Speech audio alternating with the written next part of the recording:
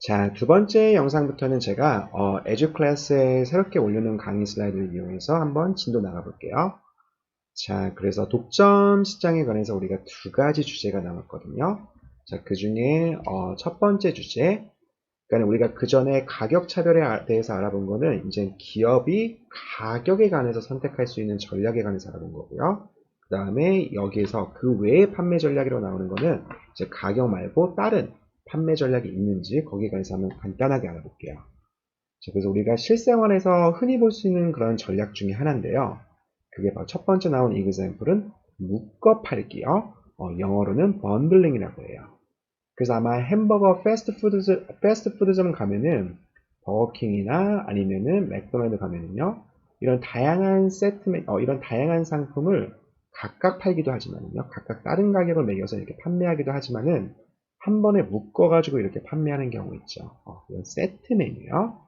그 다음에 컴퓨터를 사러 갈 때, 본체랑 모니터를 이렇게 따로따로 판매도 하지만 같이 묶어서 좀 더 할인된 가격에 소비자한테 판매하죠. 자동차를 살 때도 마찬가지인데요. 자동차 회사가 아무래도 소비자가 바로 그 많은 돈을 지불하기 좀 힘드니까 카드사랑 이렇게 이렇게 서로 협동해가지고요. 이렇게 연관해가지고 할부 금융 상품을 역시 또 제시하기도 해요. 이거 전부 다 번들링의 이그젬플로 우리가 이제 볼 수 있는 거거든요.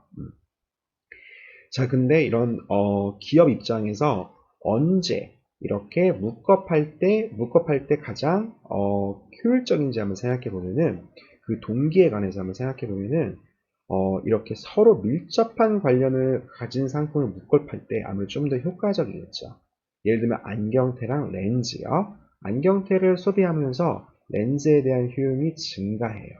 그렇죠. 그러니까 이런 것 같은 경우 우리가 그 상품이 서로 이렇게 보완적인 역할을 한다고 생각할 수 있어요. 보완제요. 어떤 상품을 구매했을 때 그 외의 상품에 대한 효용이 증가하는 거예요. 예를 들어서 아이폰을 구매했을 때 에어팟에 대한 효용이요. 이걸 구매했을 때 발생되는 효용이 아이폰을 구매하기 전보다는 구매했을 때 더 올라가는 걸 볼 수 있죠. 애플 워치도 마찬가지고요. 이런 상품 같은 거를 이제 묶업할 때 아무래도 소비자의 그런 지불할 그 용의가 있는 그 금액을 좀 더 증가시킬 수 있는 거죠. 자, 그래서 이런 보완제적인 상품을 가질 때, 이런 성질을 갖는 제품을 같이 묶업할 때, 아무래도 좀 더 효과적이라는 거예요. 그 다음에 가격 규제를 회피하는 수단으로 또 사용할 수가 있대요. 철판 가격과 달리 철근 가격에는 규제가 없으니까요. 그래서 이런 경우에는 묶업하는 게 또 역시 효과적일 수가 있고요. 그 다음에 제가 찾은 또 다른 묶업하는데 동기는 아무래도 예를 들어서 홈 시어터 상품들 같은 거 생각해 보면은 이거를 뭐 홈 시어터를 집에 이제 구축할 때 여러 가지 제품이 필요하죠. 그 프로젝터부터 그 다음에 스피커나 케이블이나 그 다음에 그 스피커에 연결되는 그 와이어 같은 거요. 근데 이거를 소비자들이 따로따로 사면은 여러 가지 정보가 필요하거든요. 과연 이 스피커에 들어가는 와이어가 과연 뭔지, 예를 들어서 프로젝터랑 호환되는 스피커는 과연 무엇인지 이런 정보 같은 거요. 근데 이걸 전부 다 한꺼번에 묶어서 파는 홈시어터를 전문적으로 공급하는 업체가 있으면요. 그럼 소비자 입장에서는 그런 정보를 신경 쓸 필요가 없죠. 그래서 각 상품에 대한 정보가 제한적일 때 아무래도 컴퓨터 상품도 마찬가지죠. 우리가 모니터랑 컴퓨터랑 메모리 카드 이런 걸 전부 다 따로따로 사는 것보다는 그 컴퓨터를 잘하는 사람은 그럴 수도 있겠지만요. 컴퓨터를 잘 모르는 사람은 그냥 다 한꺼번에 묶어서 파는 그런 제품 같은 거, 그런 상품 묶음을 이제 보통 이제 구매하는 거죠. 자, 근데 또 다른 묶어 파는 거가 효과적인 거는요. 이렇게 소비자들의 수요 사이에 음의 상관관계가 있을 때 또 역시 묶어 파는 게 좀 더 효과적이에요. 자, 그래서 여기 나와 있는 이 example은 두 명의 캐릭터가 있는데요. 그리고 상품은 이제 카페가 되겠죠. 커피랑 케이크를 동시에 파는 그런 카페가 있어요. 자, 그래서 지금 두 명의 캐릭터 채원과 병원이 각각 커피랑 케이크에 대해서 지불할 용의가 있는 금액은요. 채원이 같은 경우에는 커피는 5,000원, 케이크는 7,000원. 병원이 같은 경우에는 커피엔 8,000원, 케이크는 4,000원이에요. 자, 이럴 경우에 만약에 카페가요. 커피랑 케이크에 각각 다른 가격을 매겼을 때에는 어떻게 이윤을 극대화하기 위해서는 과연 어떤 가격을 매겨야 되는지 생각해 보면은 커피 같은 경우에 가격을 5,000원에서 8,000원 사이에 매겨버리면은 채원이는 커피를 안 마시겠죠. 그래서 병원이만 커피를 마시니까 이 카페가 거둬들일 수 있는 수익은 5,000원과 8,000원 사이 그 가격이죠. 그런데 그거보다 가격을 5,000원으로 했을 때 두 명 다 커피를 마시니까요. 그럴 경우 수익은 10,000원이니까 5,000원으로 하는 게 이제 이득이겠죠. 이윤이 이제 극대화되겠죠. 케이크 같은 경우도 마찬가지죠. 4,000원과 7,000원 사이의 가격보다는 4,000원으로 하는 게 더 이득이에요. 그래야지 8,000원의 수익을 얻을 수가 있으니까요. 그래서 따로 팔 경우 가게가 거둬들일 수 있는 총 수입은 18,000원이죠. 그런데 여기서 상품을 묶어서요. 커피랑 케이크를 묶어서 12,000원에 만약에 판매를 하면요. 그러면 채원이랑 병원이 둘 다 삼으로써 총 수입은 18,000원에서 24,000원으로 이제 증가하게 되는 거죠. 자, 여기서 왜 이렇게 묶어 팔면서 기업의 가게의 이윤이 증가하는지 한번 생각해 보면은 우리가 보통 가격이라고 하는 거는요, 어떤 식으로 결정되냐면은, 제일 낮은 지불할 용의가, 지불할 용의의 그 금액이요, 제일 낮은 소비자에 의해서 결정이 돼요. 그래서 우리가 이렇게 디맨드 커브를 그려주면요, 만약에 Q만큼 공급을 했다. 그럼 이 재화의 가격은 바로, 자, 여기 점에서 결정되죠. 이 점에 있는 소비자 같은 경우에는 지금 Q만큼 물건을 사는 사람 중에서 제일 지불할 용의가 있는 금액이 낮은 소비자예요. 그래서 지금 이 이그샘플에서도요. 커피의 가격은 채원이에 의해서 결정이 되고요. 왜냐면 채원이가 커피에 대해서 제일 지불할 용의가 있는 금액이 낮거든요. willingness to pay가 제일 낮거든요.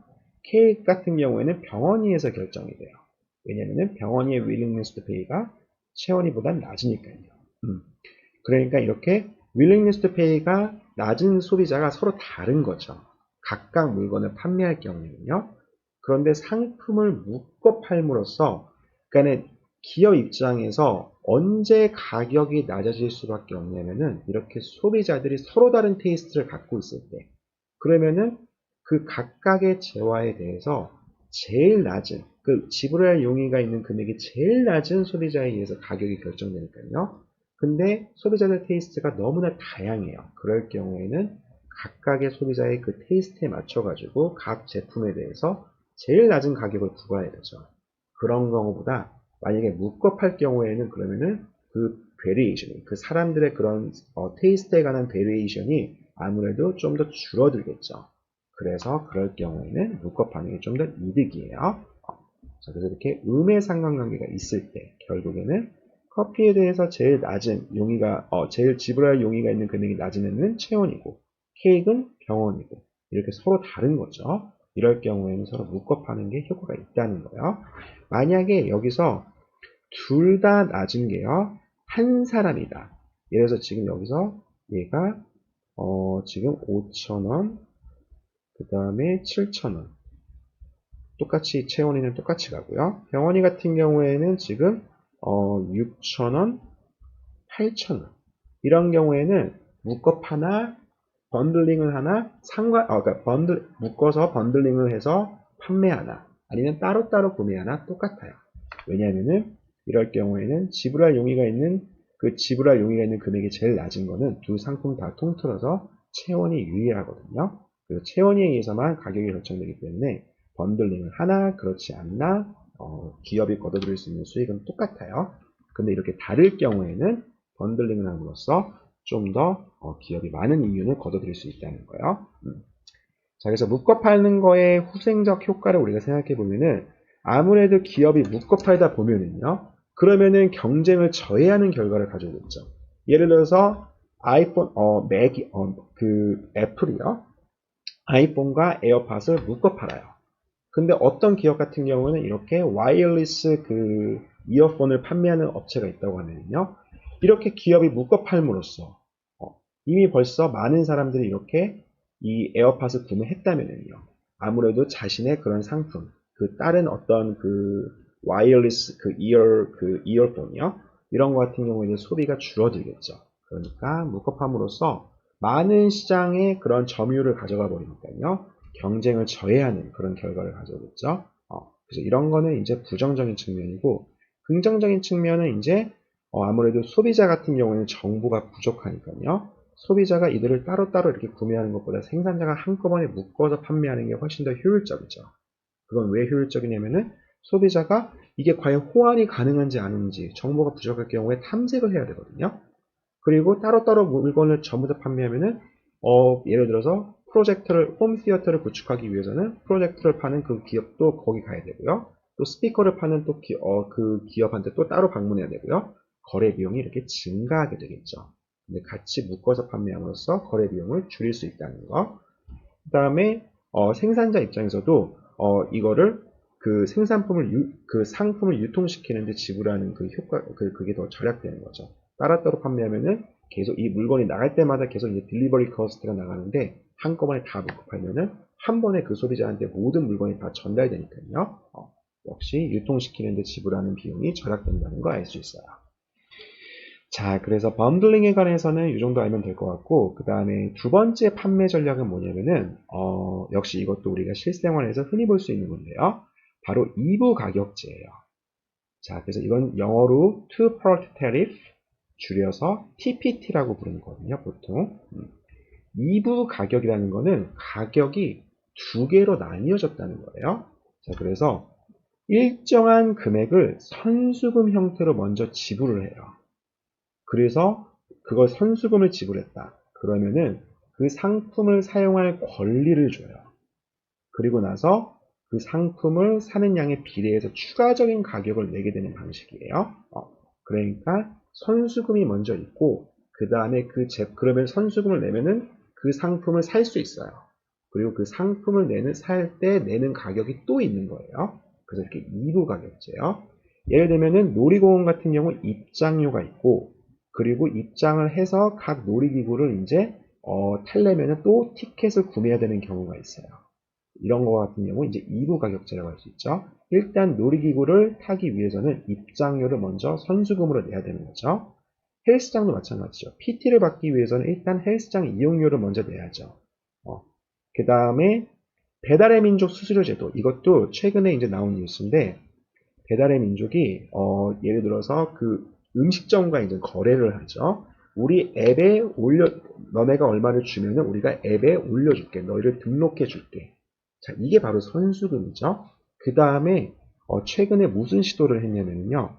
배달 주문 성사 시 수수료를 5.8%를 받으려고 했어요. 그 음식점으로부터요. 그래서 어떤 음식점이 만약에 10,000원치 주문이 배달의 민족을 통해서 주문이 됐다. 그러면 그 중에 500원을 배달의 민족이 이제 가져가는 거죠. 이런 것도 어떻게 보면 2부 요금제라고, 2부 가격제라고 할 수가 있죠. 그 주문 요금의 5%, 일단 배달의 민족을 통해서 물건을 판매하기 위해서는 선수금을 먼저 지불하고요. 그리고 나서 추가적으로 주문이 들어올 때마다 5%를 배민이 가져가는 거니까요. 근데 이게 결국에는 그 영세 그 상인들의 반발에 의해서 이 요금제가 결국에는 이제 실행이 안 됐거든요. 근데 이것도 역시 그 2부 가격제가 볼 수 있어요. 콘도, 골프장 같은 경우요. 회원이 돼야지만 이용할 수 있는 게 있어요. 그리고 나서 일단 그 멤버십 비를 먼저 낸 다음에 그리고 나서 콘도를 이용할 때마다 추가적으로 이제 가격을 또 지불하는 거죠. 자, 그래서 이런 2부 가격제는 가입비랑 그 다음에 사용료 이렇게 두 가지로 구성되어 있는데요.